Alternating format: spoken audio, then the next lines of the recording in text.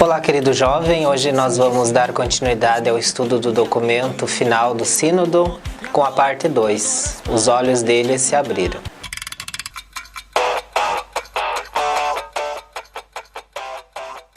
Na segunda parte do documento, o Sínodo recorda que o Espírito Santo é o primeiro sujeito da evangelização, pois atua desde a criação do mundo.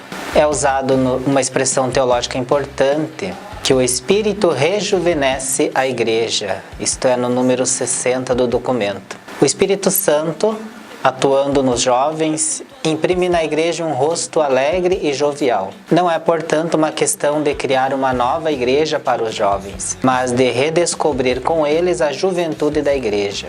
O Espírito conduz a Igreja e cada um de seus membros, auxiliando a discernir a vontade de Deus para as suas vidas. Este caminho leva necessariamente ao encontro pessoal com Jesus Cristo. A primeira condição para o discernimento vocacional no Espírito é uma autêntica experiência de fé no Cristo morto e ressuscitado.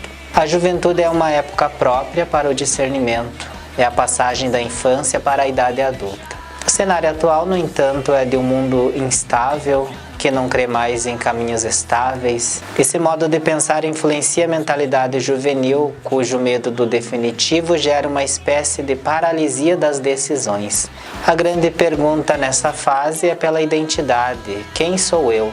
O trabalho de evangelização quer conduzir a uma pergunta mais profunda: para quem sou eu?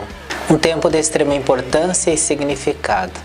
Tempo em que são necessárias as escolhas que vão repercutir por toda a vida. Mas os jovens não conseguirão fazer isso sozinhos, eles já sabem disso. É um processo natural a busca de modelos de referência, mas não qualquer figura referencial. Os jovens precisam de adultos investidos de autoridade. Talvez a palavra autoridade soe mal aos nossos ouvidos, que tanto criticaram modelos de autoritarismos do passado. Aqui, porém, a autoridade não expressa a ideia de um poder diretivo, mas de uma verdadeira força geradora. Para crescer e formar a sua identidade, bem como realizar um percurso de discernimento vocacional, o jovem precisa de liberdade. Mas liberdade não significa fazer tudo o que quiser. A liberdade autêntica nasce de sentir-se acolhido e cresce, do dar espaço ao outro. Dar espaço à liberdade faz parte do próprio agir de Deus. A vocação tampouco é um roteiro já escrito que o ser humano deveria simplesmente recitar. Deus atua com amor e com paciência. Ao chamar, Ele ama, tem um projeto amoroso para cada um, mas espera uma resposta. Por isso, ao se falar de vocação, deve-se excluir que essa existência tenha sido determinada pelo destino como fruto do acaso. A vocação é um chamado para seguir Jesus Cristo. Ele é modelo e mestre para a nossa vida.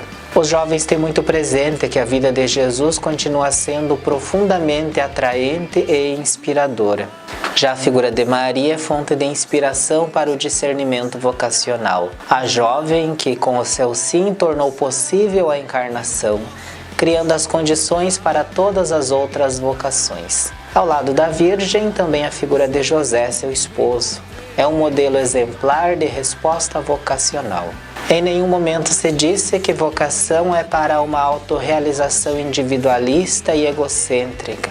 Pelo contrário, é convite a participar na missão da Igreja, cuja finalidade fundamental é a comunhão com Deus e entre todas as pessoas. A porta de entrada da Igreja é o batismo e nela atua o Espírito Santo, que distribui a diversidade de carismas para o serviço do bem comum.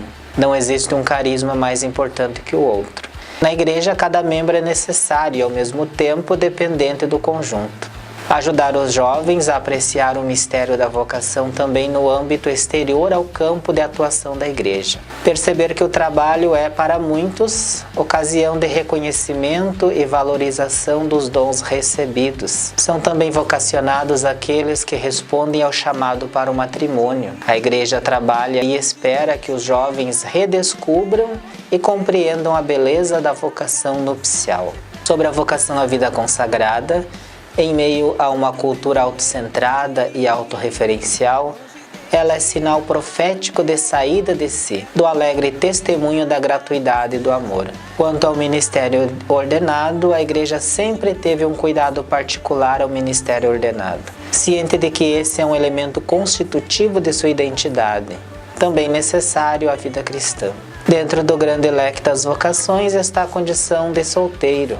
O Sínodo diz que também estes respondem na sua situação a um chamado específico, sendo uma das muitas maneiras por meio das quais se atua a graça do batismo e se caminha para a santidade, a qual todos somos chamados. No caminho do discernimento vocacional, o jovem não está sozinho.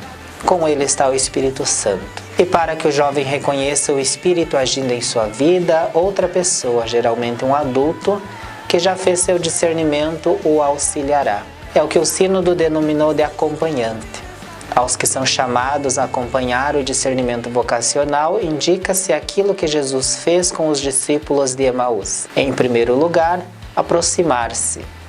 E ainda exige que se caminhe juntos um trecho da estrada. O jovem precisa de alguém que o auxilie a perceber a ação de Deus em sua vida e entender o chamado que Deus lhe faz no coração. Nesse serviço, a comunidade no seu conjunto é o primeiro objeto de acompanhamento. Este acompanhamento não pode limitar-se ao percurso de crescimento espiritual, também nos âmbitos profissional ou de compromisso sociopolítico. O acompanhamento da comunidade não substitui o acompanhamento individual dos seus membros. Pelo contrário, há uma complementariedade constitutiva entre acompanhamento pessoal e comunitário. Uma dessas modalidades de acompanhamento está o espiritual, que auxilia a reconhecer, interpretar e decidir a partir da perspectiva da fé, a escuta daquilo que o Espírito sugere na vida cotidiana. Para tão grande responsabilidade, aquele que acompanha precisa ter algumas características, tais como ser uma pessoa equilibrada, de escuta, de fé e de oração, que também se enxerga com as suas próprias fraquezas e fragilidades, sem moralismos nem falsas complacências, e sabe oferecer também uma palavra da correção fraterna. Sobretudo, que respeitará o resultado, sem tentar impor sua vontade e preferências. O acompanhamento espiritual e vocacional tem por objetivo que cada homem e mulher encontre o Senhor, que já trabalha em suas vidas e em seus corações. Ser acompanhante não é dizer para onde o jovem deva ir, mas não se exime de formar a consciência para que ele possa escolher o melhor caminho. Formar a consciência é o caminho de uma vida inteira, em que se aprende a nutrir os mesmos sentimentos de Jesus Cristo, assumindo os critérios das suas escolhas e as intenções da sua ação.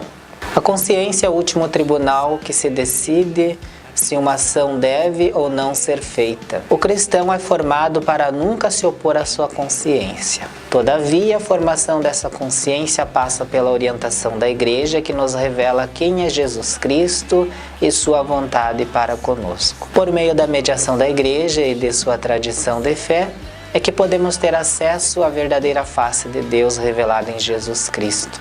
O caminho do discernimento vocacional é percorrido com atitudes que auxiliam neste discernimento. São elas a oração pessoal, a vivência dos sacramentos, a meditação da palavra de Deus, a vida comum e o serviço aos pobres. Junto com isso, o bom discernimento requer um encontro regular de acompanhamento espiritual. Reconhecer, sobretudo, que os processos de discernimento não podem durar indefinidamente. Com isso, nós encerramos este segundo capítulo do documento e esperamos você para semana que vem podermos continuar com o terceiro capítulo do documento definitivo do Sínodo sobre os jovens.